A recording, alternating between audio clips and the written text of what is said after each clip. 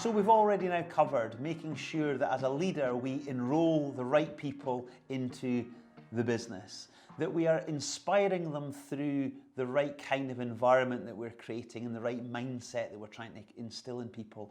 And then we're communicating effectively and frequently. Well, what's the last thing then? I said there was 4 things that we do, and that is to congratulate. We're looking to make sure that we've got an environment in which people are regularly congratulated. What do I mean by that? Well, look, we're trying to create a people builder environment, aren't we? One of the helpful identities I shared in a previous video was embracing the identity of I am a people builder. I'm there to help people, to lift people so that they can build their competence and thereby build their confidence. I want people to kind of move from being a bit unsure of themselves, of things, to being a level of certainty and confidence. That's what we're trying to create. So now I've got this book here called Whale Done. It's one of the 1 Minute Manager series by Ken Blanchard. It's a fantastic book, but this really talks about the example of where you have these killer whales that perform in the water parks, and really the way to actually have an animal perform, I guess in this instance the whales, is consistently and regularly congratulating them for doing things right. Not focusing on the things that they do things wrong, but things that they're doing right.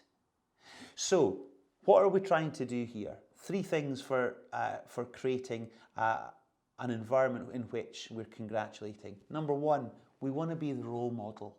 We want to consistently be that person that people look forward to seeing because they know that you're the one that showers them with kind of good comments.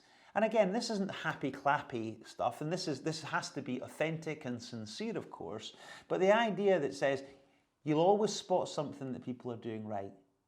You're that guy that zaps, or girl, that zaps people with energy, not saps them of energy. So role modeling behaviors is really important as a leader because people are watching you. And they're watching your every move, and they're taking a leaf out of your book on the things that they really admire. Wouldn't it be great to be that kind of person that people refer back to kind of years into their management and leadership journey that says, yeah, the guy or girl that I learned most from was you. So we want to be that role model. We want to also make sure that we are encouraging an environment of reward and recognition. Now, for us, reward and recognition, they're similar and different. Reward might be something that's a little bit more formal. So kind of what are some of the awards that you would put through your business? Are there awards like long service awards? Are there awards for employee of the month? Are there awards for best demonstration of a particular value, for example? Supplier industry awards, I should say.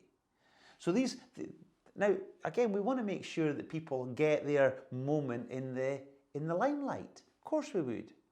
But we also have recognition. We would say that that's a bit more informal. The idea of the pat on the back, the text message saying, well done, the voice message on WhatsApp that just, if you've got a business, and a leader here in Edinburgh once who had 400 people within his business said, yeah, I hadn't really fully considered the impact of one of the chefs in the restaurant getting a text from the boss. Because to me, it only takes a couple of minutes to kind of thumb out a text or even drop a voice message on WhatsApp. But to that guy or girl, it might make their day. It might make their week. So again, it's the little things that we do just to say, really, really well done. That's important.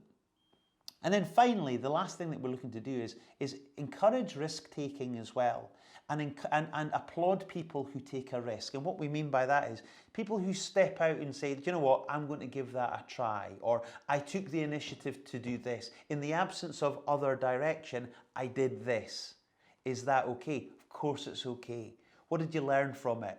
Oh, well, again, this idea of there is no fail. People will either succeed when they try, in which case, great, repeat, or they'll fail, but really what they're saying is they're taking a learning from it that allows them to say, right, what do I need to kind of build upon in order so as not to do that again, but to ultimately prevail. So risk-taking is something that we really want to applaud people for and encourage as much as possible. Because again, what are we trying to do in all of this? We want to move people from being unsure, uncertain, to being more certain in themselves of what are the right things to be doing, so that we have confident people within our team. That's where we get great teams performing at the highest level, when they've got confidence. And that's what you as a leader need to do, instill that in people.